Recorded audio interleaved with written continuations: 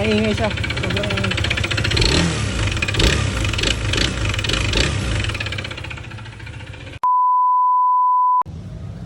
Magandang umaga mga sir. Meron tayong customer ngayon. Ang issue nito ay maingay yung makina.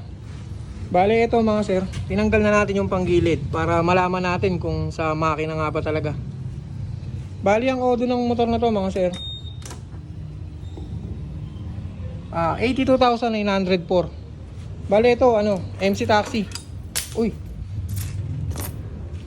check natin yung ingay. Ayan,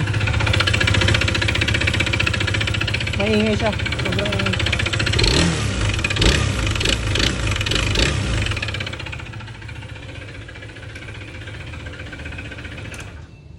Kailangan muna natin mabuksan yung makina para makita natin kung ano nga ba yung mga palitin sa kanya.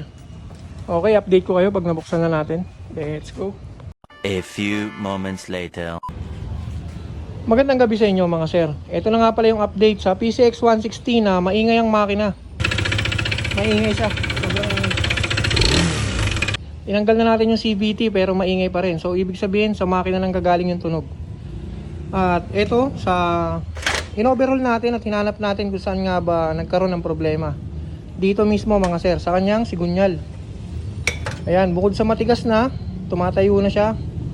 Tapos yung pin at connecting rod bearing mga sir, may tama.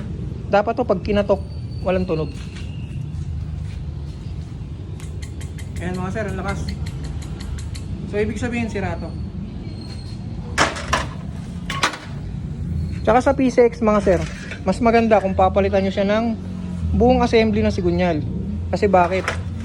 Para yung spline at yung thread bago.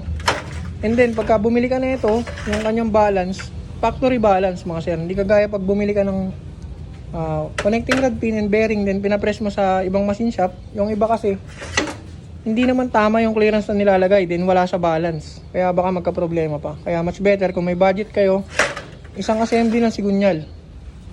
Tapos ito nga pala mga sir, yung kanyang block, merong gasgas. Kasi kanina nung binaba namin yung makina, sobrang konti na lang yung coolant, tapos kulay tubig na.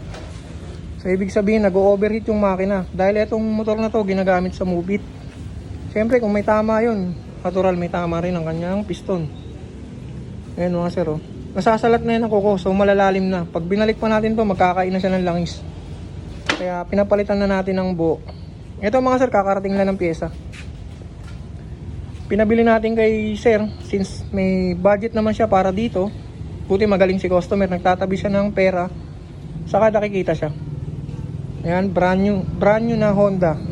Pati yung kanyang cylinder block, Honda rin mga sir. Tapos ito yung kanyang mga o-ring, pinapalitan na natin para siguradong walang tagas.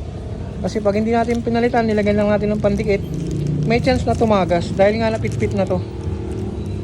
Kasi yung kanyang mga gasket, ito naman yung kanyang brand new na sigunyal. Ayan.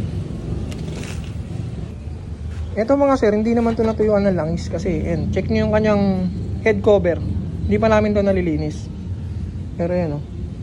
Kasi si customer maalaga naman sa langis, every 1,000 nag-change oil siya. Tapos ang gamit ng langis, yung Honda. Pagbaba namin kanina, marami pang langis.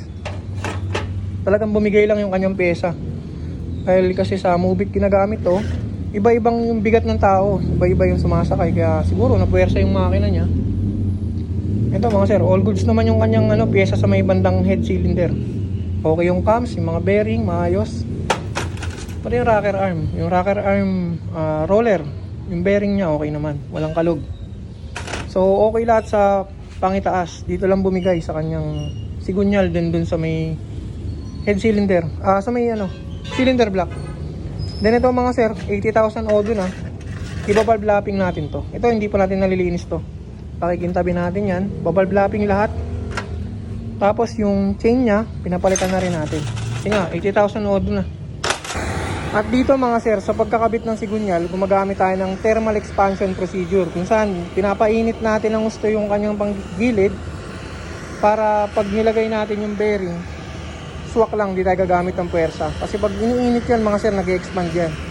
Ngayon, pag kinabit natin yung sigunyal, antayin natin lumamig yun para bumalik sa pagkasikip. Hindi natin pwedeng biglain na palamigin. Yung bubusan ng tubig, mali yun mga sir. Hawakan mo. Ayan, kakabit na natin yung sigunyal. Ito mga sir, press fitted to. Pag hindi natin pinainit yan, masikip. Ngayon, mainit siya. Tingnan natin kung gaano kaluwag pag nilagay. Yun, oh. Swak na swak. Hindi natin ginamitan ng pwersa. Alright. Yun mga sir, update ko na lang kayo pagka natapos na natin, tapos pakinggan natin yung makina ng finished product. Let's go. A few moments later. At yun mga sir, natapos na natin tong in-overhaul natin na PCX 160. Time check. Inabot na tayo ng 1:00 ng madaling araw, 1:48 AM. Testingin natin mga sir kung naalis pa natin yung maingay na tunog.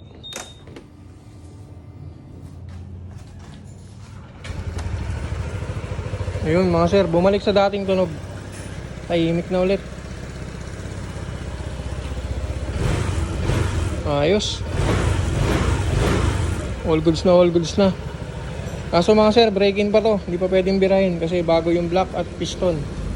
Alright, maraming salamat. God bless and ride safe always.